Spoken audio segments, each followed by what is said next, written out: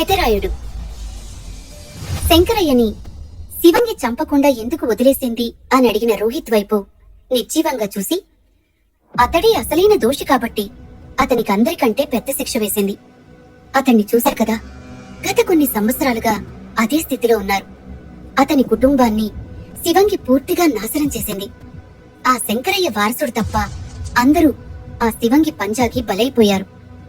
శంకరయ్య వారసుడు ఆ సమయంలో విదేశాలలో ఉన్నాడు కాబట్టి తప్పించుకున్నాడు. మళ్లీ ఆ రాక్షసిని వశీకరణం చేసి బంధించిన తర్వాతే ఊర్లోకి వచ్చాడు. అతనిని ఊర్నుంచి వెళ్ళిపోమ్మని ఎంత చెప్పినా వినకుండా మా ఊరికి ప్రస్తుతం పెద్ద దిక్కులాగా ఉన్నాడు అని చెప్పుకొచ్చాడు చంద్ర. వీళ్ళందరూ మాట్లాడుకుంటుంటే అమూల్య అక్కడి నుంచి నిశ్శబ్దంగా వెళ్లిపోతుంది. అది గమనించిన విక్కీ అమూల్యని పిలుస్తాడు. ఆమె అదేం పట్టించుకోకుండా అలా వెళ్తూనే ఉంటుంది. అమూల్య వెనుక రోహిత్, విక్కీ, చంద్ర కంగారుగా పరిగెడుతుంటారు. అమూల్య వేగాన్ని రోహిత్ అందుకోలేకపోతున్నాడు. అలా వేగంగా వెళ్తున్న అమూల్య పాతాళ బావి దగ్గర ఆగి గట్టిగా నవ్వుతూ ఆ బావిలోకి దూకెయ్యబోతుండగా రోహిత్ మెరుపు వేగంతో వచ్చి ఆమె చెయ్యి పట్టుకుని ఆపి, అమూల్య ఏం చేస్తున్నావు అని కోపంగా అరిచాడు. అమూల్య అవేమీ పట్టించుకోకుండా మళ్లీ దూకడానికి ప్రయత్నించబోతుంటే లాగి పెట్టి కొట్టి, ఏం చేస్తున్నావు అమ్ము అని కళ్ళు పెద్దవి చేసి అడిగాడు రోహిత్. అతడి చెయ్యి తన చెంపని తాకగాని అమూల్య తోక తొక్కిన త్రాచులా రోహిత్ మీదకొచ్చి అతడి కాలర్ పట్టుకుని హఠాత్తుగా స్పృహ తప్పి పడిపోతుంది. ఆ తోపులాటలో శంకరయ్య ఇంటి నుంచి రోహిత్ తీసుకొచ్చిన బొక్కు కింద పడిపోయింది. ఇంతలో చంద్ర, విక్కీ అక్కడికి పరిగెత్తుకుంటూ వచ్చారు. మళ్లీ స్పృహ తప్పి పడిపోయిన అమూల్యను చూసి, ఏమైంది అని ఆయాసపడుతూ అడుగుతారు. తెలీదు, అమూల్య ఎందుకిలా పిచ్చిగా బిహేవ్ చేస్తోందో అర్థం కావటం లేదు అని రోహిత్ చెప్తూ ఉండగా విక్కీ కొన్ని నీళ్లు తీసుకొచ్చి అమూల్య మీద చల్లగాని ఆమె స్పృహలోకి వస్తుంది. అమూల్య కళ్ళు తెరిచి వింతగా చూస్తూ, ఏమైంది నాకు, ఎందుకు అందరూ నన్ను అలా చూస్తున్నారు అని నార్మల్ గా ఏమీ తెలియనట్టు అడుగుతుంది. చాలా సమయం తర్వాత మొదటిసారి అమూల్య మామూలుగా మాట్లాడటంతో విక్కీ, రోహిత్ కొంచెం హ్యాపీగా ఫీల్ అవుతారు. కానీ చంద్ర ఎందుకో ఇంకా అయోమయంలోనే ఉన్నాడు. కాసేపటికి అందరూ చంద్ర ఇంటికి చేరుకోగాని అమూల్యని బెడ్ పై పడుకోబెట్టి, కాసేపు విశ్రాంతి తీసుకో, మనం సిటీకి వెళ్ళిపోదాం అంటూ ఆమె నుదుటి మీద ప్రేమగా ముద్దు పెట్టుకున్నాడు రోహిత్. అతడి మాటలకి మనసులో వెటకారంగా నవ్వుకుంది అమూల్య. స్ట్రేంజ్ గా ఉన్న అమూల్య ప్రవర్తన చూసి చంద్ర ఎందుకో భయపడుతున్నాడు. కాసేపటికి చీకటి పడుతుంది. చీకటిలో ఊరి ప్రజలు ఆకాశం వైపు అనుమానంగా చూస్తున్నారు. అదే అనుమానం రోహిత్లో కూడా మొదలైంది.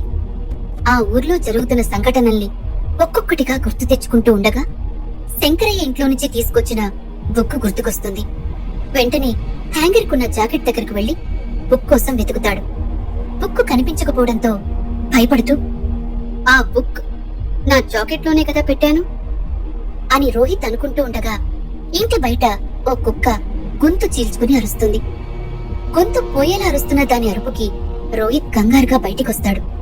అతడు బయటికొచ్చేసరికి ఆలీబాబా నోట్లో పుస్తకం పట్టుకుని రోహిత్ వైపు శరణార్థిగా చూస్తున్నాడు. ఆలీబాబా నోట్లో ఉన్న బుక్ చూసి, ఇదే ఆ బుక్ అనుకుంటూ దాని తల మీద ప్రేమగా నిమిరి ఆ బుక్ తీసుకున్నాడు రోహిత్. ఆలీబాబా కళ్లల్లో భవిష్యత్తు చాలా భయంకరంగా కనబడుతోంది. అది చూడాలి అంటే శివంగి దెబ్బ తిని ఉండాలి.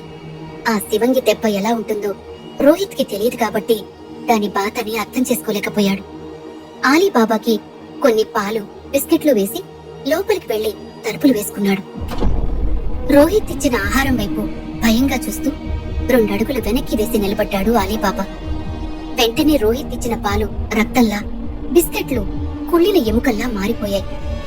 లోపలికి వెళ్లి రోహిత్ ఆ బుక్ చదవబోతుండగా తలుపులు ఎవరో కొడుతున్న శబ్దం విని, బా ఈ టైంలో ఎవరు అని తిట్టుకుంటూ తలుపులు తెరిచి బయట ఉన్న జనాల్ని చూసి షాక్ అయ్యాడు. పూజారి గారు ఊరి జనంతో కోపంగా నిలబడి ఉన్నారు. వాళ్ల చేతుల్లో కాగడాలు శివంగిని చంపిన రోజుని గుర్తు చేస్తున్నాయి. రోహిత్ వెనకాల నిద్రమత్తులో కళ్ళు నులుముకుంటూ వచ్చిన విక్కీ, చంద్రలు కాగడాలతో కోపంగా నిలబడ్డ ఊరి జనాన్ని చూసి షాక్ అయ్యారు. పూజారి గారు, మీరు ఇంత రాత్రిపూట జనాల్ని వెంట పెట్టుకుని ఇక్కడికి ఎందుకొచ్చారు అని ఒక్కో మాటకి మధ్య సెకండ్ గ్యాప్ ఇచ్చి అడిగాడు. మీకసలు బుద్ధుందా? ఊరంతా కలిసి నిషేధించిన ప్రదేశానికి మీరెందుకు వెళ్లారు అని వీరావేశంతో అడిగారు పూజారి గారు. అతడి అరుపు వాళ్ళ నిద్రమత్తుని భయంతో పారిపోయేలా చేసింది. ఏ ఏ ప్రదేశం గురించి మాట్లాడుతున్నారు? మేమెక్కడికి వెళ్ళలేదు అని తడబడుతూ చెప్పాడు విక్కీ. ఆ మాట కోసమే ఎదురు చూస్తున్నట్టు ఆ గుంపులో ఓ యువకుడు పూజారి దగ్గరకొచ్చి అమూల్య బ్యాగ్ నిస్తూ రోహిత్ విక్కీల వైపు కోపంగా చూశాడు. ఇది మీదే కదా అని కళ్ళు పెద్దవి చేస్తూ అడిగారు పంతులు గారు. ఆ బ్యాగ్ ని చూసిన రోహిత్ విక్కీలకి మతిపోయింది. వాళ్ళిద్దరూ ఆలోచించుకుని ఏదో ఒకటి చెప్పి తప్పించుకుందాం అనుకునే లోపే పూజారి దగ్గరకు చంద్ర కంగారుగా వచ్చి, మమ్మల్ని క్షమించండి స్వామి, మేము తప్పు చేశాం. వశీకరణ చేసిన ప్రదేశానికి వెళ్లి అక్కడ కొవ్వొత్తులు వెలిగించి ఓ చిన్న ఆట ఆడటానికి ప్రయత్నించాం. అప్పట్నుంచే అమూల్య ఇలా ప్రవర్తిస్తోంది. దయచేసి మమ్మల్ని క్షమించండి అని జరిగిందంతా చెప్పి కన్నీళ్లతో వేడుకున్నాడు. అతని మాటలకి పూజారితో సహా గ్రామస్తులందరూ స్తంభించిపోయారు. మూర్ఖులారా, మీరెంత పెద్ద తప్పు చేశారో తెలుసా? మీరా దుష్ట శక్తిని నిద్రలేపి మళ్లీ ఈ ఊరి మీదకి తీసుకొచ్చారు. సరదాకి మీరు చేసిన ఈ పనికి మీకు ఎంత పెద్ద శిక్ష వేసినా తక్కువే అని కోపంతో పళ్ళు నూరుతూ అరిచారు పూజారి గారు. ఇంకా మాటలతో కాలవ్యాపన చేస్తున్నారేంటి పూజారి గారు? ఇప్పుడే వీళ్ళని ఈ ఊరి నుంచి తరిమెయ్యండి అని ముక్త కంఠంతో అరిచాడు ఆ ఊర్లో ఒకడు. అతడి వెనకాల అవును అవును అని మిగిలిన వాళ్లు కూడా చేతుల్లో ఉన్న కాగడాల్ని ఊపుతూ అరిచారు. ఆవేశపడకండి, వీళ్ళని అంత సులువుగా వదిలేది లేదు. రేపు ఊరి పెద్ద సమక్షంలో నిర్ణయం తీసుకుందాం అని ఏదో ఆలోచిస్తూ చెప్పారు పూజారి గారు. రోహిత్ అదంతా విని, చూడండి, మేము ఏ తప్పు చేయలేదు. మేము ఈ ఊరి వాళ్ళం కాదు, ఒప్పుకుంటాను. కాని మా సరదాల కోసం ఒక ఊరి భవిష్యత్తుని నాశనం చేసేంత పిచ్చివాళ్లం కాదు అని అందరికీ సర్ది చెప్పడానికి ప్రయత్నించాడు. పూజారి గారు అతడి మాటల్ని పట్టించుకోవటం లేదు. మాటి మాటికి వెనక్కి తిరిగి అమూల్య వైపు చూస్తున్న విక్కీని చూసి విషయం అర్థం చేసుకుని, సమయం మించిపోయింది. ఈ విషయం నాకు ముందే చెప్పాల్సింది. మీ స్నేహితురాలు ఇలా అవ్వడానికి కారణం కూడా శివంగే అని వణుకుతున్న కంఠంతో ఊరి ప్రజల భయాన్ని పెంచేలా అరిచారు పూజారి గారు. రోహిత్లో సహనం క్రమక్రమంగా నశిస్తోంది. వాళ్ల మూఢ నమ్మకాలకి శివంగి అనే కట్టుకథకి చిరాకొచ్చి, స్టాప్ దిస్ నాన్సెన్స్. మీరనుకుంటున్నట్టుగా నా అమ్ముకి ఏం కాలేదు అని కోపంగా అన్నాడు. రోహిత్ అన్న మాటల్లో అమూల్య మీదున్న ప్రేమతో పాటు రేపు జరగబోయే విధ్వంసం కూడా కనిపించి, సమస్య మీతోనే మొదలైంది. మీరు వద్దు అనుకున్నా ఆ సమస్య నుంచి తప్పించుకోలేరు. ఆ సమస్య ఎంత భయంకరంగా ఉంటుందో రేపు రఘు ఇంటికొచ్చి చూడండి అని వార్నింగ్ టోన్లో చెప్పి ఊరి జనాన్ని తీసుకుని అక్కడి నుంచి వెళ్లిపోయారు పూజారి గారు. చంద్ర భయాన్ని పూజారి మాటలు మరింత పెంచటంతో అతడి గుండె గాయపడిన పక్షిలా కొట్టుకుంటోంది. వణుకుతున్న అతడి భుజంపై చేయి వేసి, ఇప్పుడేం చేద్దాం అని సడన్ గా తెయ్యల్లా వచ్చి అమూల్య. ఆమెలా ఒక్కసారిగా రాగానే అదుపు తప్పిన గుండె వేగాన్ని చేత్తో పట్టుకుని, అసలే భయంతో పోయేలా ఉన్నా ఇలా సడన్ ఎంట్రీలు ఇవ్వకు.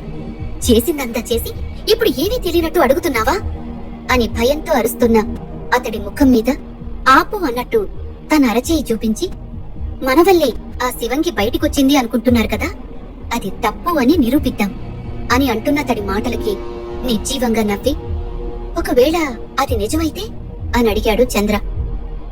ఒకవేళ మీ అనుమానమే నిజమైతే బయటికొచ్చిన శివంగి ఆత్మని నేను బంధిస్తా అని యాటిట్యూడ్ గా చూస్తూ అన్నాడు రోహిత్. శివంగిని బంధిస్తావా? నీకంత దమ్ముందా అని దిక్కులు పిక్కటిల్లేలా గట్టిగా అరుస్తూ అడిగింది అమూల్య. ఆమె అరుపు పిశాచి రోదనంత భయంకరంగా ఉంది. గాలికి ఆమె చుట్టూ ఎగురుతూ ఆ భయాన్ని మరింత రెట్టింపు చేసేసరికి అమ్మూ అని చేపట్టుకున్నాడు రోహిత్. అతడి స్పర్శకి నార్మల్ అయింది అమూల్య. ప్రశాంతంగా కనిపిస్తున్న ఆమె కళ్లల్లోకి ప్రేమగా చూస్తూ, నువ్వెందుకు అంత ఓవర్ రియాక్ట్ అవుతున్నావు? నేనేదో క్యాజువల్ గా అన్నాను. ఊరి నిర్ణయం ఏదైనా సరే, మనం రేపిక్కడి నుంచి వెళ్లిపోతున్నాం అని తన నిర్ణయాన్ని ఖరాఖండిగా చెప్పేశాడు రోహిత్. అది నీ వల్ల కాదురా అని మనసులో అనుకుంటూ రేపటి కోసం ఎదురు చూస్తోంది అమూల్య.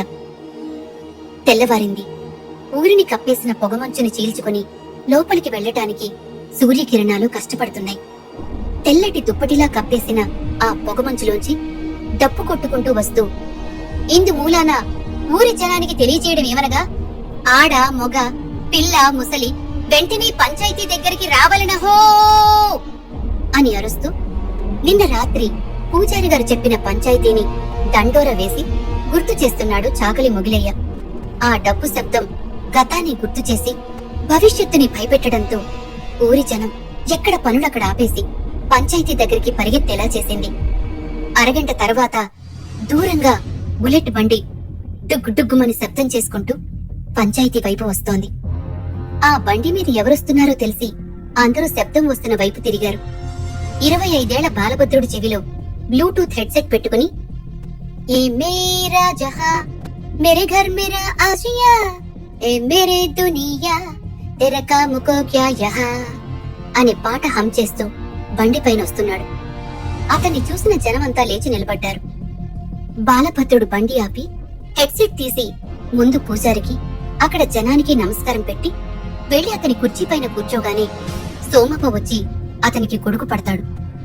ఆ పంచాయతీలోనే రోహిత్ పక్కనున్న అమూల్య తన బొటని వేలిని కసిగా కొరుక్కుంటూ బాలభద్రుని కోపంగా చూస్తుంది. ఒకే ఒక్క క్షణంలో అతని గొంతు కొరికి చంపేయాలి అనేంత కసి అమూల్య కళ్లల్లో కనిపిస్తుంది. చెప్పండి పూజారి గారు, ఏం జరిగింది? పంచాయతీ ఎందుకు పెట్టించారు అని ఊర్లో కొత్తగా కనిపిస్తున్న రోహిత్, అమూల్య, విక్కీల వైపు చూస్తూ అడిగాడు బాలభద్రుడు. అతడి మాటల్లో గాంభీర్యం, బిహేవియర్ లో రాజసం అక్కడున్న ప్రజలకి శంకరయ్యని గుర్తు చేశాయి. పోలికల్లోనే కాదు, అన్ని విషయాల్లోనూ శంకరయ్య నోట్లో నుంచి ఊడిపడినట్లుగా ఉన్నాడు బాలభద్రుడు.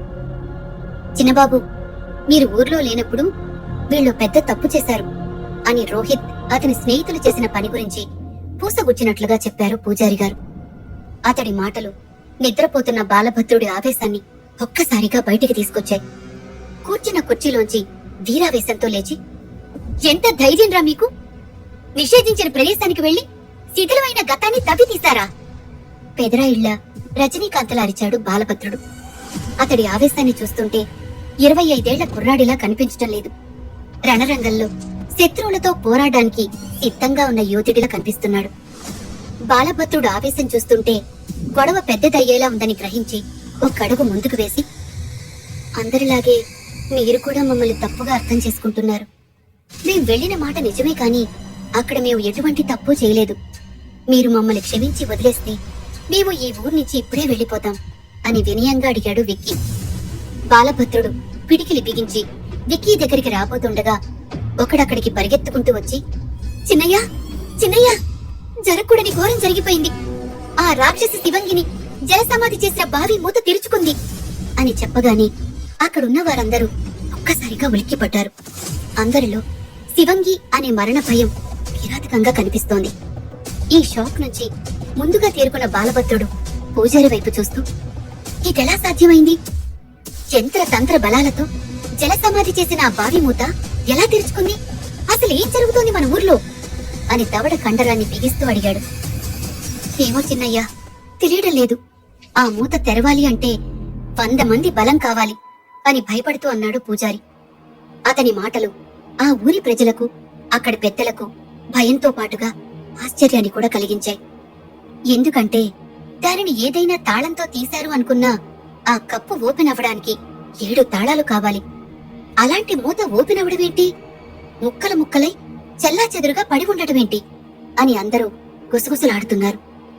ఊర్లో జరిగింది విన్న ఓ ముసలాయన ఏడుస్తూ, ఓరి భగవంతుడా, 2 దినాలుగా సల్లగా బతికితే నీ కళ్ళు కుట్టాయంటరా. ఇప్పుడు మా పిల్ల సెల్ల ఏం కావాలి?